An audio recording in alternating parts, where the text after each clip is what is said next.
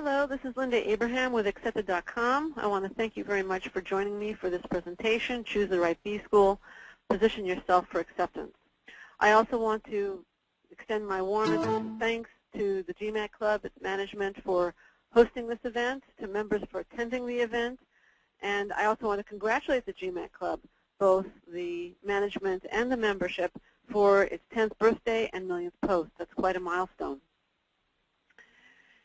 In thinking about this topic and in preparing to present today, I thought of the many, many posts I have responded to, the profile evaluation posts, the request, what school should I apply to? I want to get an MBA, but I really don't know where to apply, those kinds of posts.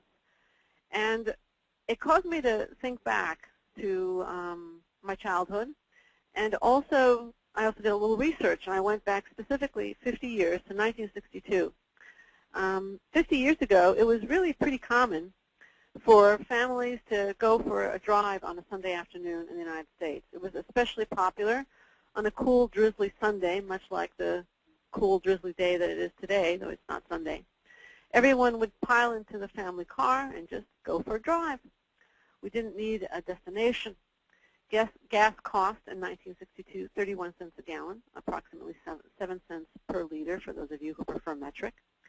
And in today's dollars, that would translate to $1.95 per gallon, or 49 cents a liter, which sounds pretty good to me. However, today, I rarely hear about families just going for a drive. Maybe time is more precious. Certainly gas is more expensive. And there are so many things to do, so many more things to do, it seems. We have all the entertainment devices that crowd our homes. We work very hard, I think longer hours than we did 50 years ago on average.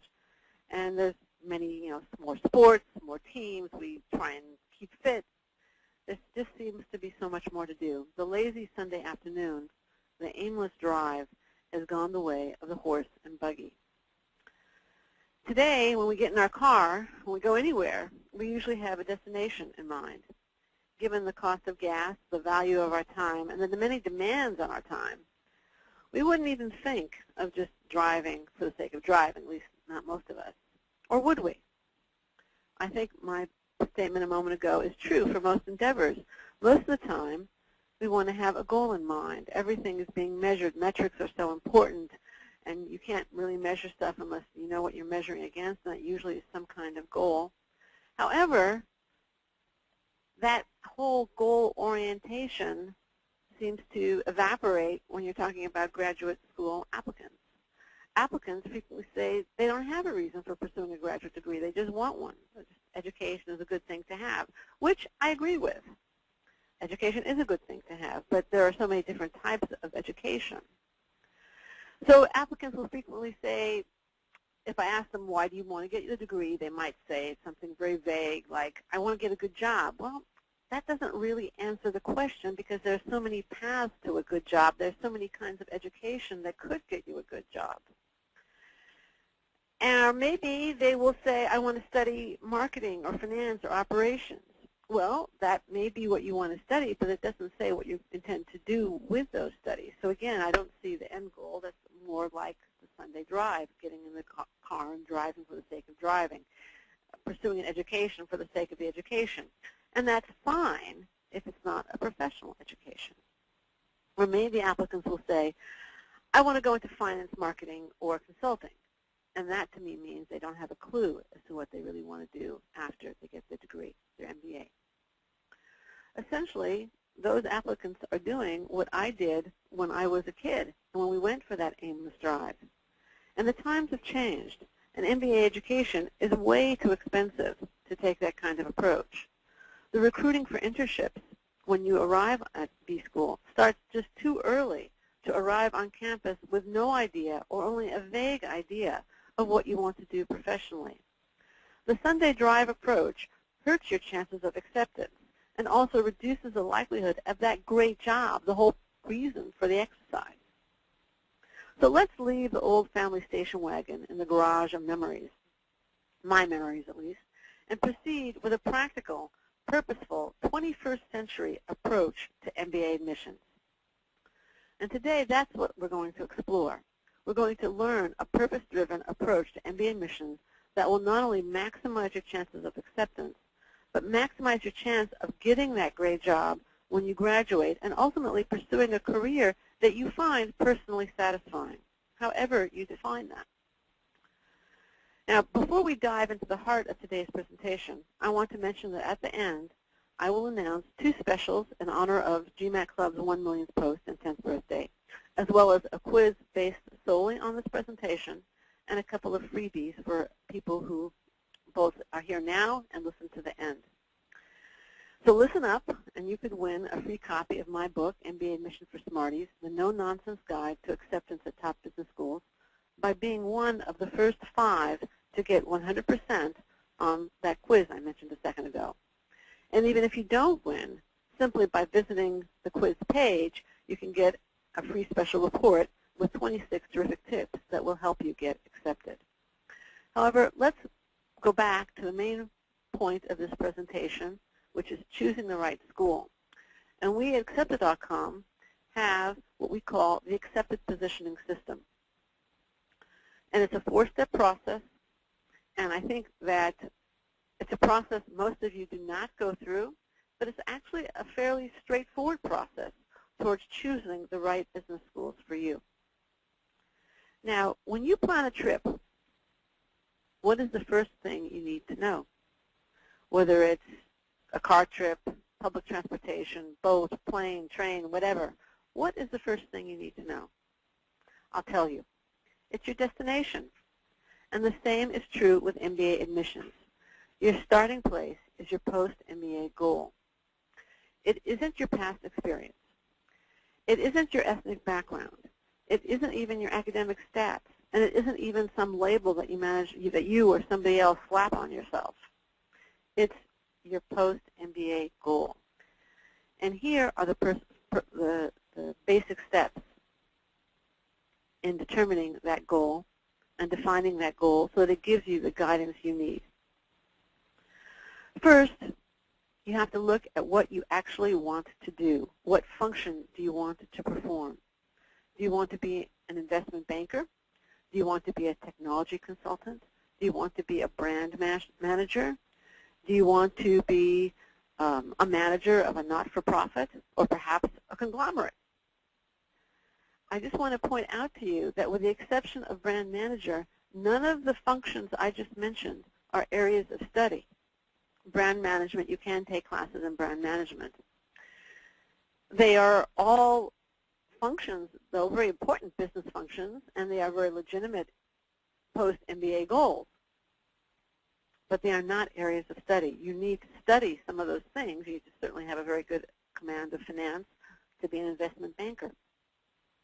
You probably need both a technical background and a general management education to be a good technology consultant. And as a brand manager, you're going to need to know marketing and also general management functions and theory in order to do well at that. But they are not areas of study. They are things that you're going to do. So keep that distinction in mind. And that is the function is one essential element of a good, clearly defined post-MBA goal. The other essential element of a post-MBA goal is the industry that you want to work in. Do you want to work in software? Do you want to work in financial services? Do you want to work in manufacturing? Do you want to work in telecom? And do you want to do marketing or finance or management, general management in those industries? You see how the two come together? They're not the same, not always the same, that's to be sure. And if you can define your goal in terms of function and industry, you will have personally the guidance to help you choose schools, but you will also be able to show the admissions committee the direction that so many of them value. So those are the 2 essentials of your MBA admissions goal. Now, many of you will be career changers, attempting to change function or industry, and some of you may want to change both. The truth is that it's extremely difficult to change both via an MBA, and you are frequently better off if you try and make the change in 2 steps. So perhaps You'll change function post-MBA and change industry with a second job after an MBA, or vice versa. If you at least can draw on some area of your experience, your past experience will be that much more valuable when you go for that first post-MBA position. Now, for some of you, location might be an important element in your post-MBA goal. For example, if you want to work in emerging markets, you're unlikely to get your first job on Wall Street. If you want to, on the other hand, work in Silicon Valley venture capital, obviously then the California location is very important to you. You may have some preferences based just on where you've grown up or where your family lives or where the family of your significant other lives. Those elements can be important to you, and you need to honestly evaluate them as you go through this process and ultimately choose schools. And frankly, if weather is important to you, then you, again, may choose schools accordingly. I remember the applicant who was from a very warm weather climate and actually wanted to write in one of his application essays that he chose his undergraduate college because it was in a warmer weather climate than another school where he'd been accepted to. I said, since he was applying to schools in Boston and Chicago, I suggested that that information may not enhance his chance of acceptance. I also suggested to him that if warm weather is still important to him, then maybe Boston and Chicago are not the best places for him to apply. But by then he broadened his horizons a little bit, and it wasn't that important to him. However, it's important to you, then you have to know that and decide accordingly. So what if, and I'm sure some of you are thinking this now, what if your goal is fuzzy? What if you're one of those people who says, I want to go into marketing or finance or consulting, or I want to do investment banking or consulting? I would say, and I'll figure it out when I'm in B school, I would say that's a really bad idea. Yes, you may change your goal in B school, that's fine, but attempting to apply without a primary goal in mind, a destination in mind, is just a bad idea. And the reason it's a bad idea is twofold. Internships are important steps towards that first permanent job in post-MBA. Recruiting for internships starts within weeks of your arrival on campus, and you need focused direction when you land at your dream program to hit the ground running for the internship search, because a good internship frequently leads to a good full-time job. Furthermore, and partially because of this, admissions directors look at, many admissions directors in many schools look at a clear goal as really as important as a good GMAT score or a good GPA or relevant work experience. You can modify your plans as time goes by. You can modify your plans while you're in business school. But applying clueless, doesn't work. In a recent consortium chat, and here's an example of what I'm talking about, at a recent consortium chat at accepted.com, admissions director Evan Buffett said, quote, "We really want you to craft a good argument for yourself that goes something like this. Here's who I've been so far in my life professionally, and maybe even personally. This is where I want to go, and this is how the MBA is going to get me there," end quote. This is where I want to go is your goal. It's the opposite of the Sunday drive. Again, we're talking about a purpose-driven approach to MBA admissions.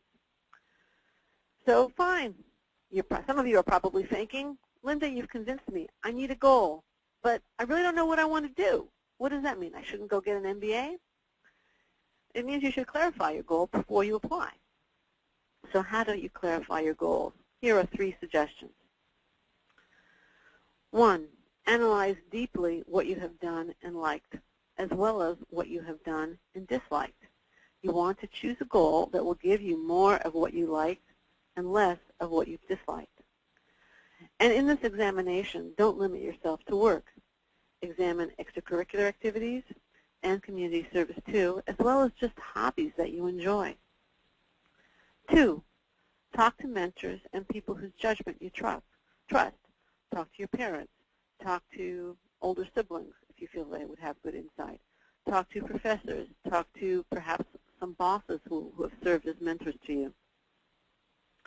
Ask them what they think you're good. What do they think would be a good profession for you? They may have some ideas. Discuss with them some of the options that you're considering. Discuss with them some of the things that you've liked and disliked. Obviously, your bosses, you might want to be a little bit circumspect, but have some open conversations and get input. I wouldn't ask all your Facebook friends, but ask people whose judgment you trust. And 3, request informational interviews from people in positions that you believe appeal to you. Look ahead. If you think somebody's doing work you would find interesting, seek an informational interview. The worst thing that can happen is that they will say no. Take them out to coffee, take them out to lunch, pick their brains. If they say no, you're no worse off. If they say yes, you have an opportunity to get some really, really good insight and input. And when you are taking them out to lunch or coffee, ask them what do they like and dislike about their jobs. Ask them if they have or value the MBA education. Ask them for educational recommendations. If the MBA is not the right degree for their career path or not that helpful, what do they think would be helpful?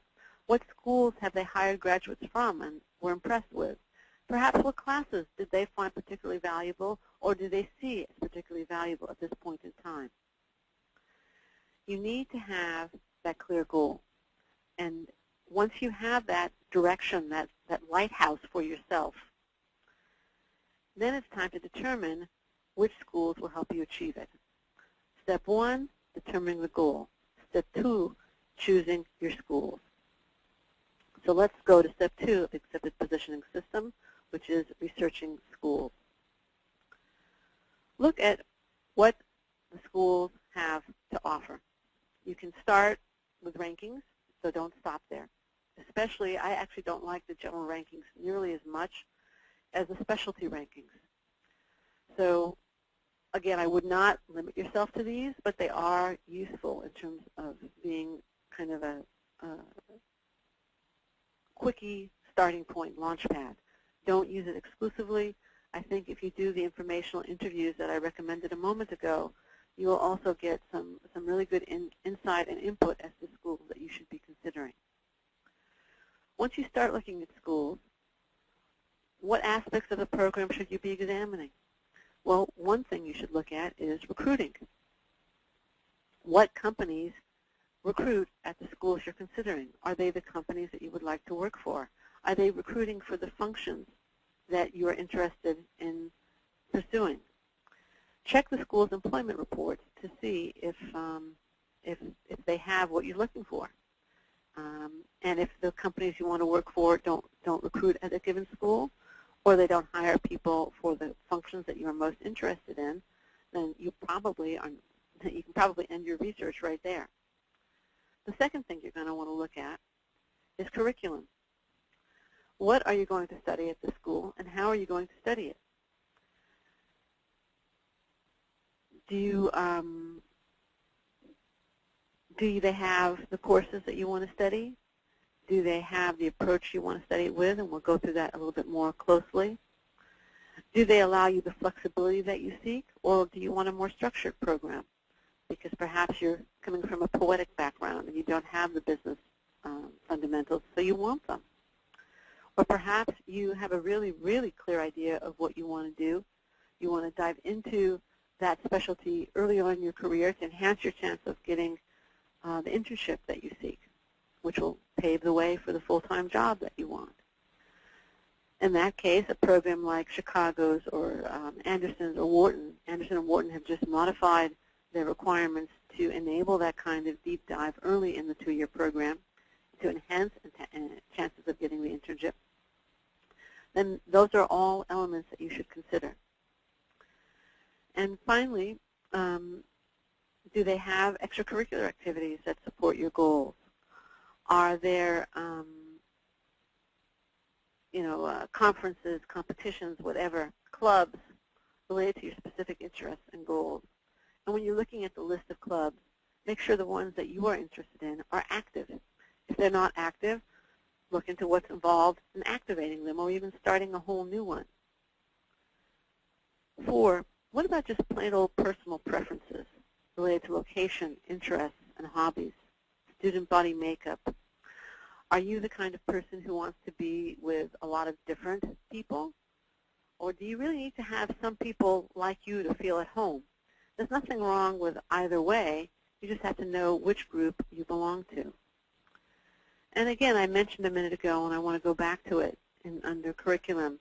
What approach to business education appeals to you? There are case study method schools like Harvard and Darden, where you're going to be going through case after case after case.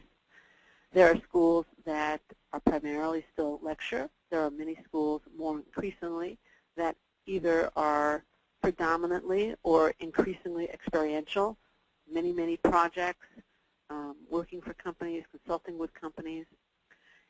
And many, I think most schools combine the different approaches, educational methods, depending upon the course being taught. You have to know which appeals to you most. And be honest with yourself when you look at these things, especially the personal preference. It's going to be your 2 years, your education. Make sure you're going to a program that is right for you. Several years ago, I remember somebody called me up. This was a time when Harvard in particular was really going for younger applicants. I think the average age of matriculation at Harvard at that point in time was 26. It's edged up since then. This fellow was 29. He had an undergraduate degree in something business-related. It wasn't exactly business administration. He had 6 or 7 years of consulting experience. And he said to me, you know, my girlfriend's at Harvard, and I'm really not sure that's the right school for me. I'd have to take classes because of the required first-year curriculum at Harvard that I've already taken, most of the classes in the first year. I'd be studying with far less experienced students, and I'm just not sure it's the right school. I thought, well, he's asking really good questions. He's asking the right questions for him, and I said, I kind of agree with you. I think this and this and this school may be more appropriate for you. And he was very happy with my suggestions, and I think ultimately took them.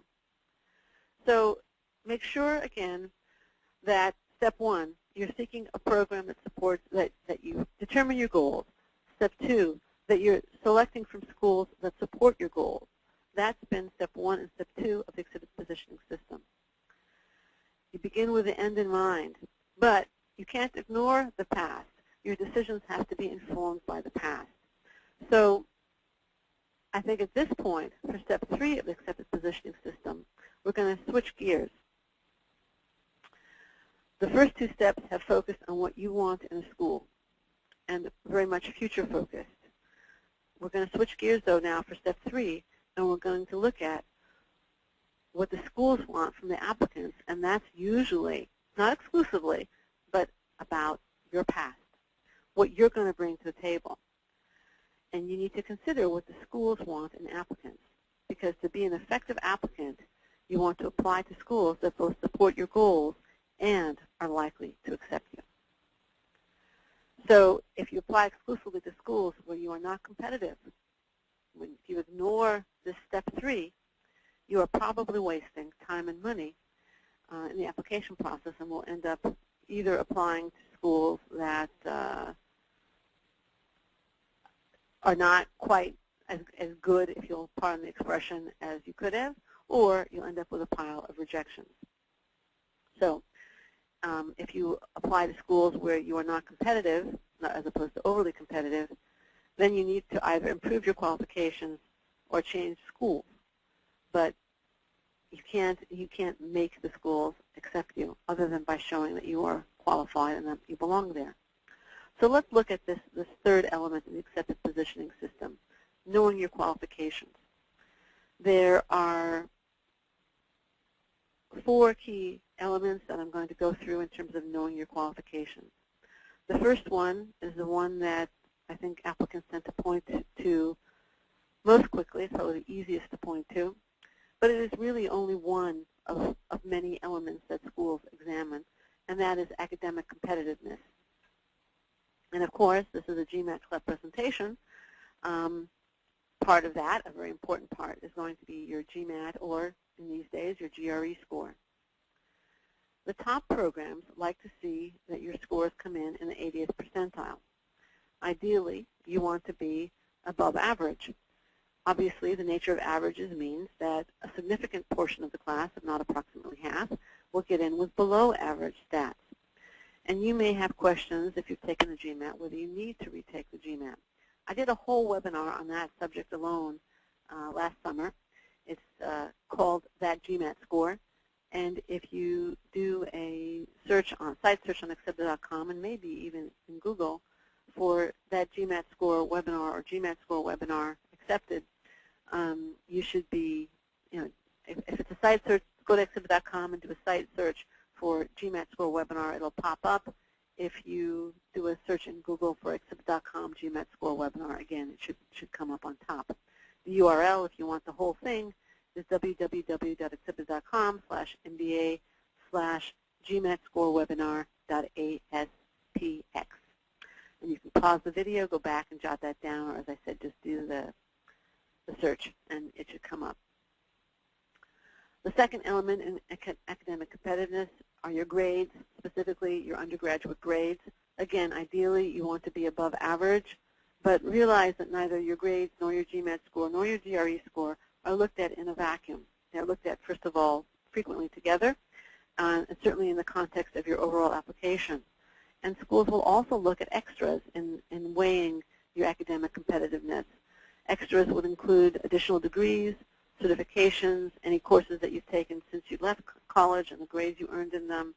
They will also look at the intellectual demands of your work to see whether that, perhaps is mitigating undergraduate performance. And they also look at mitigating circumstances, the context of your undergraduate grades. They'll look for trend. They want to see an upward trend in grades. If you bombed your freshman year but otherwise did well, they're pretty forgiving.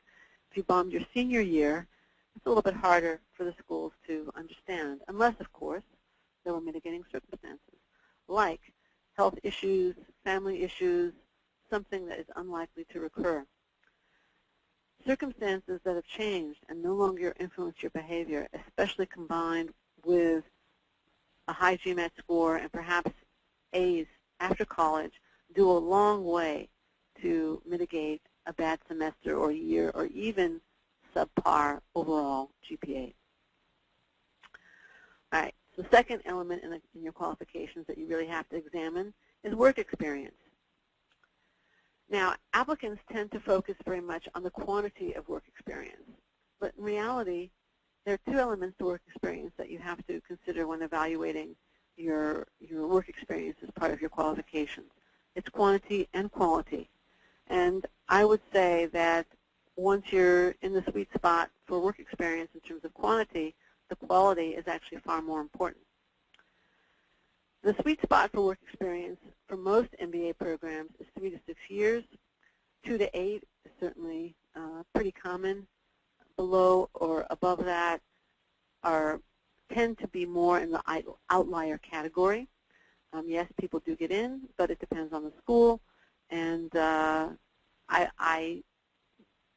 believe it's harder when you're outside those two numbers. I also believe that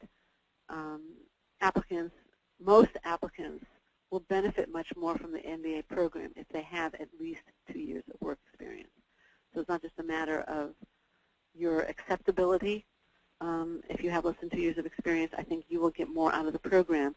And recruiters tend to be much more willing to hire people who have at least 2 years of work experience pre-MBA when you complete your MBA. So that's the quantity element of work experience. You also have the quality element of work experience, and that would include growth and progression on the job.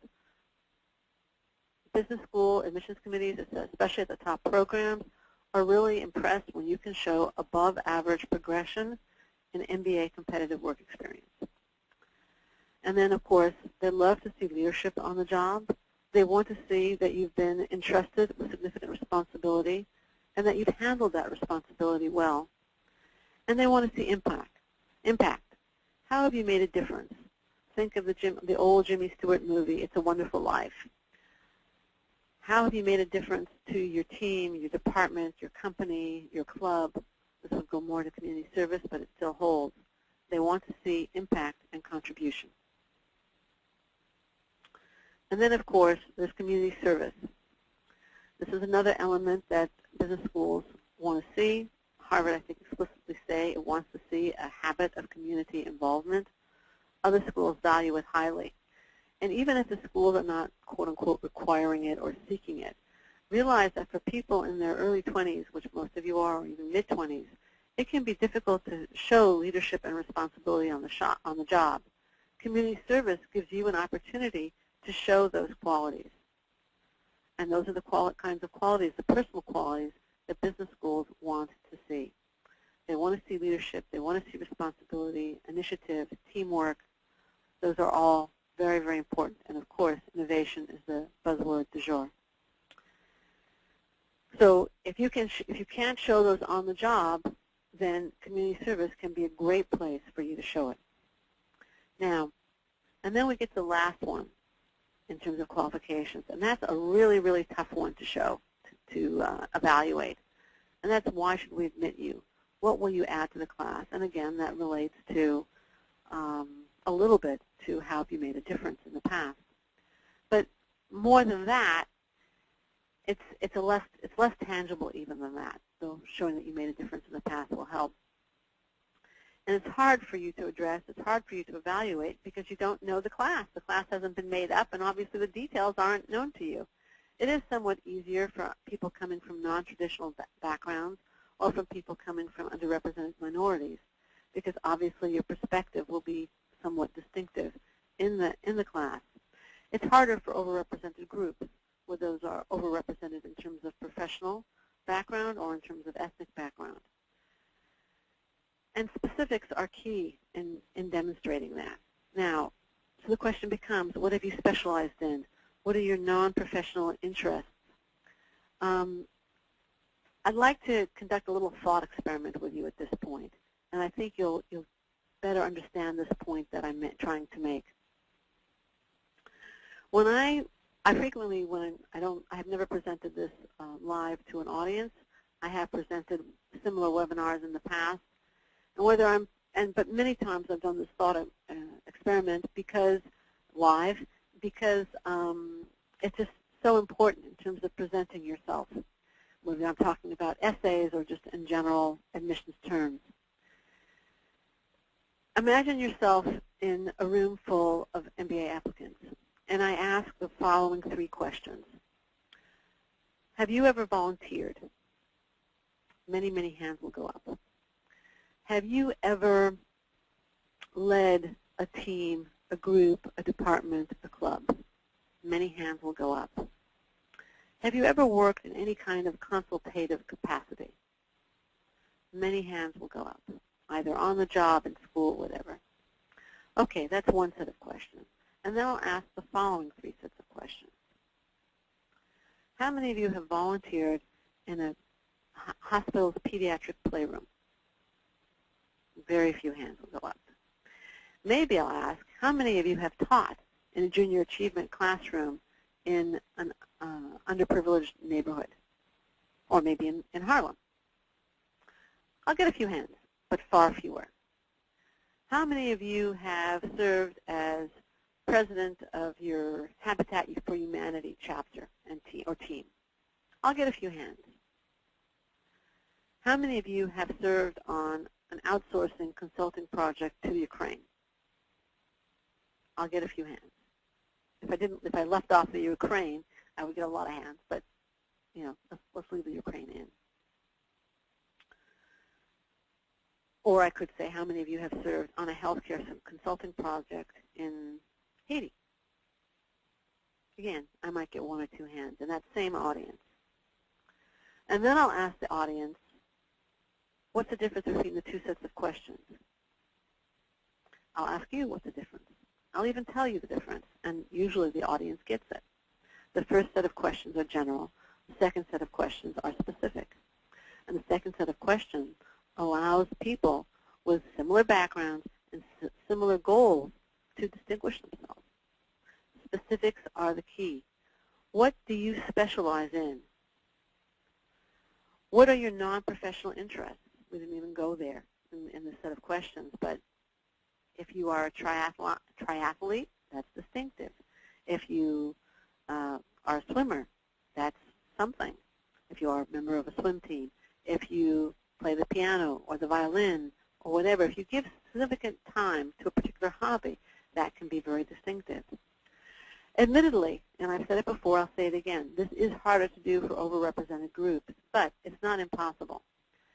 Another way to, again, show yourself as an individual authentically is to stay away from, or let me go back. Another way to show your individuality authentically is to provide your distinctive perspective, non-cliched perspective on events that you may share with, or experiences that you may share with other elements of the applicant pool. I'm not saying you have to say something you don't believe, or you have to be far out, or go, off the wall. Just think a little bit more deeply about some experiences that you've had, and it can make a world of difference. So if you run a triathlon and you say, I've learned I can do anything I set my mind to, well, that's very nice. It's very noble, but it is cliched. It's not true. There's no way a human being is going to run a 1-minute mile, no matter how much that human being sets his or her mind to it, without a ton of steroids. It's just physically not possible. So, but if you thought about training for that triathlon, and no, I've never run a triathlon, then you might think about overcoming either the joy you get from running, overcoming those mornings when you didn't feel like getting out of bed, perhaps the rush you got when crossing the finish line, the wall you experienced and overcame. There can be many, many things, and I'm a little bit at a loss here because, again, I'm not a triathlete, that will go beyond the cliched truisms that everybody says, and that will reflect your distinctive experience and thought process and personality.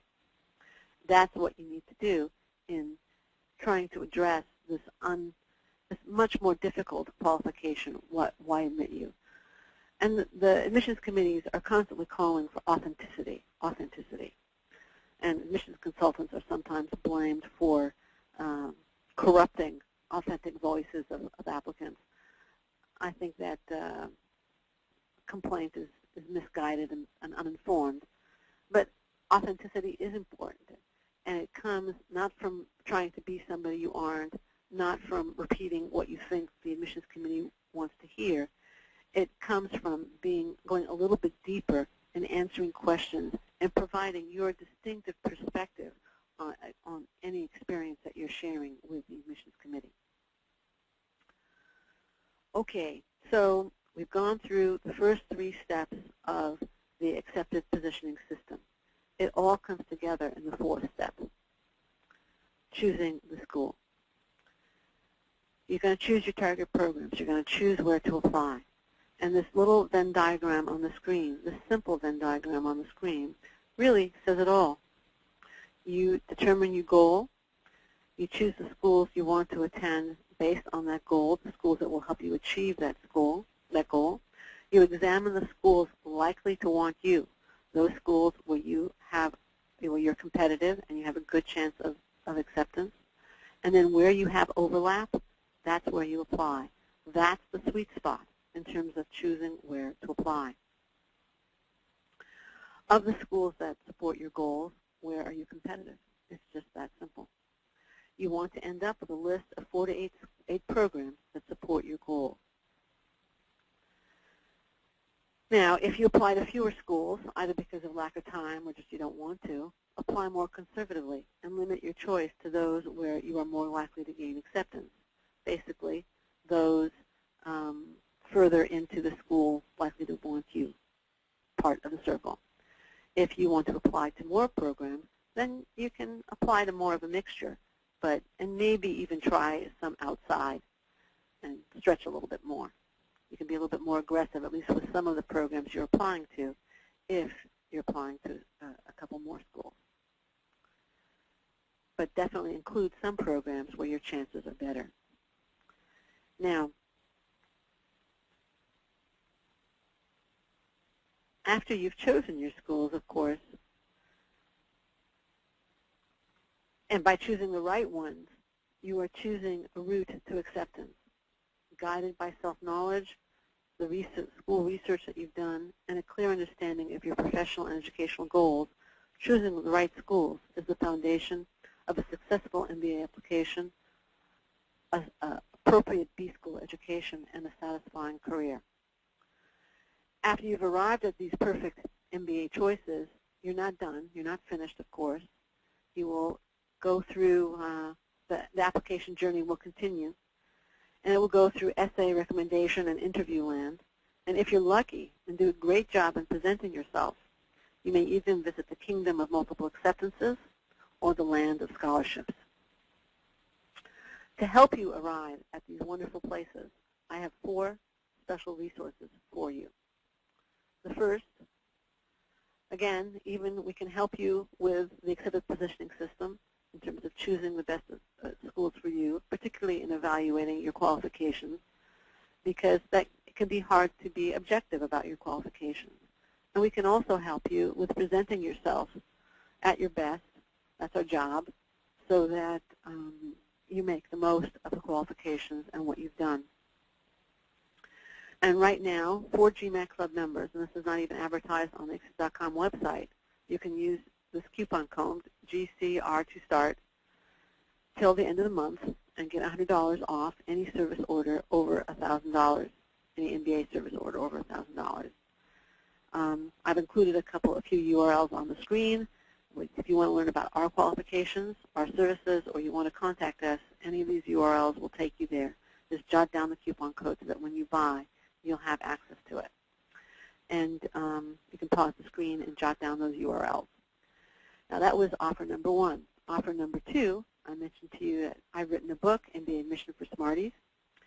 And the webinar I just gave provides a taste of the guidelines we provide in the strategy section of MBA Admissions for Smarties, the book I published with Judy Gruen almost exactly a year ago. Yes, it's MBA Admissions for Smarties' first-year birthday.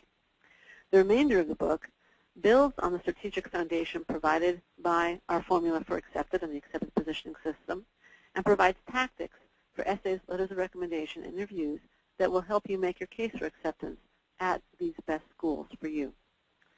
And this month, you can get it for $5 off because it's birthday month. $5 off the paperback edition at the URL on the slide. You can also buy the Kindle edition at Amazon for only $4.99, which also is $5 off the regular price for the Kindle edition. MBA Admission for Smarties is a succinct, cogent, and value-packed way to get advice from admissions consultants with over 30 years of combined experience between us in MBA admissions. Obviously, I can't claim any objectivity about the book, but I can tell you that reviews both from admissions professionals and from applicants have been overwhelmingly satisfied. So you can check out the book. Now for the freebies, the part you've all been waiting for. You can test your MBA smarts and win. Go to info.accept.com/quiz, take a short quiz, and the first 5 people to get 100% on the quiz will each win a copy of MBA Admissions for Smarties, free, no charge. If you're in the United States, you can get the paperback version. If you're outside the United States, you can get the Kindle version. And you can always read the Kindle version on your computer if you don't have a Kindle or access to the Kindle software.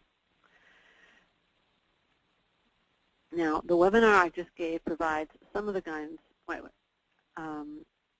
And one other thing about the quiz, even if you don't win the quiz, just by going to the page, you can download the free special report, MBA Admissions A to Z. It has 26 terrific tips to help you get accepted. It's free. And again, just a quick and easy download. And finally, I know I've presented a lot here today. And we prepared an infographic that summarizes and maps out the whole process visually. The URL is on the screen. Again, you can pause the video and just jot it down, or do a Google search, accepted.com, positioning system, infographic, and Google will take you right to it. So again, I want to thank the GMAT Club for organizing this event, for posting this webinar, and for really all that it does for the MBA admissions community. Congratulations again on the 10-year birthday, the millionth post.